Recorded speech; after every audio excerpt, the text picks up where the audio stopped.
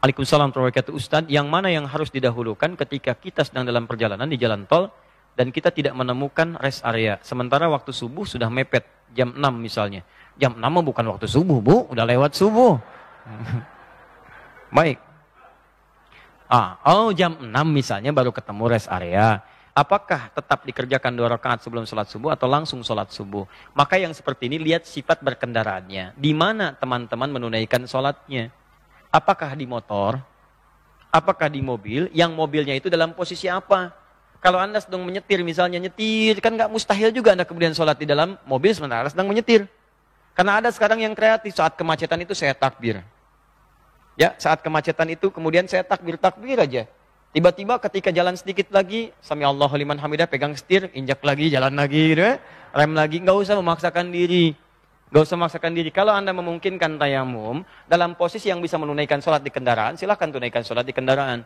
Sekarang lebih banyak, bisa di kereta api, bisa di bis, bisa kemudian di pesawat, silahkan. Tunaikan. Bagaimana caranya? Pertama kali kalau berwudu tayamum. Tayamum. Dalilnya Quran surah ke-5 ayat ke-6, paling kiri sebelah atas. Ya fa'illam tajidu ma'a fatayammamu sa'idan thayyiba. Kalau Anda nggak mendapatkan air, tiba waktu sholat, Anda pengen sholat. Dan Anda sedang di mana posisinya? Nggak bisa menemukan air. Itu kan diposisikan salah satu di kendaraan. Maka silahkan tayamum. Apa tayamumnya? Bukan tanah, tapi debu. Debu itu pasti akan ditemukan dimanapun. Tapi yang menempel di tempat yang baik. Sa'idan thayyiba, menempel di tempat yang baik. Karena debu pun bisa menempel di mana saja. Debunya yang paling sunnah, Ustaz, yang nampak debu, di knalpot, diginiin. Enggak, jangan. Tempat yang kotor itu. Ya silahkan di jendela, tempelkan begini. Ya, tempat kursi, jok, tempelkan begini. Kemudian tepuk, ya. Atau tiup terlebih dahulu supaya yang kasarnya tidak langsung terserap atau menempel. Setelah itu tayamum, kalau memungkinkan sholatnya dengan sempurna di situ, di kendaraan itu, sambil duduk silahkan tunaikan. Ya, bukan dalam posisi Anda punya aspek darurat yang lain. Darurat yang lain seperti misalnya apa? Sedang mengendarai kendaraannya. Atau kondisinya pakaian Anda kena najis yang belum bisa dibersihkan. Atau kondisi yang kedua, Anda memang temannya yang nyetir, tapi posisi kendaraannya tidak memungkinkan menunaikan sholat dengan sempurna, walaupun sambil duduk. Maka pada saat itu, ada rukhsah bagi Anda. Di mana sampainya di situ, disitulah ditunaikan sholat Anda. Paham? Jelas insya Allah? Baik. Jadi kalau bisa tunaikan di kendaraan, silahkan tunaikan di kendaraan. Kalau dalam fikih Asy-Syafi'i, ada tambahan. Di kendaraan itu ditunaikan sebagai takriman, ya, di tauqitis shalah. Sebagai penghormatan kepada tibanya waktu sholat. Begitu tiba lagi di tempat yang Anda tenang, Anda tunaikan lagi sholatnya untuk mengulang yang tadi. Itu di fikih Asy-Syafi'i. Tapi di jumhur yang lain, Anda tunaikan sudah sah sholatnya. Sah sholatnya karena sesuai dengan ketentuan dan hadis-hadis Nabi SAW. Mana yang paling utama dalam kondisi ini? Lihat ketentuannya. Kalau memang memungkinkan di kendaraan, yang paling utama tunaikan sholat di kendaraan. Karena hadis Nabi mengatakan, awas, yang paling utama as-sholatu ala waqtiha.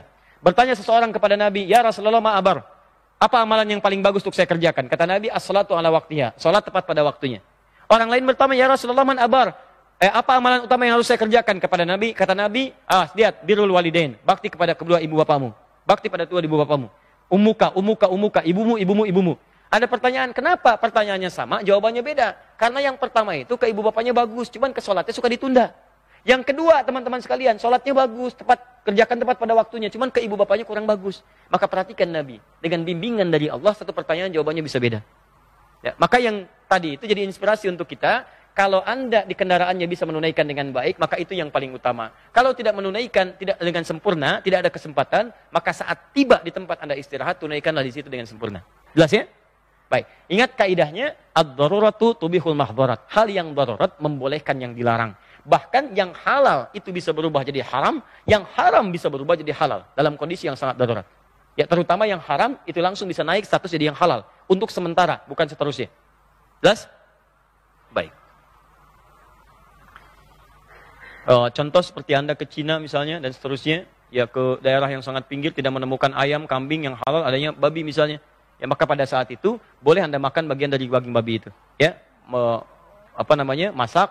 Kemudian bukan cari kenyang, tapi cari untuk menutup rasa lapar. Sambil mencari lagi, kemudian hal-hal yang halal. Begitu Anda temukan daging ayam, maka kemudian babi harus Anda tinggalkan dan beralih kepada makanan yang halal. Jelas?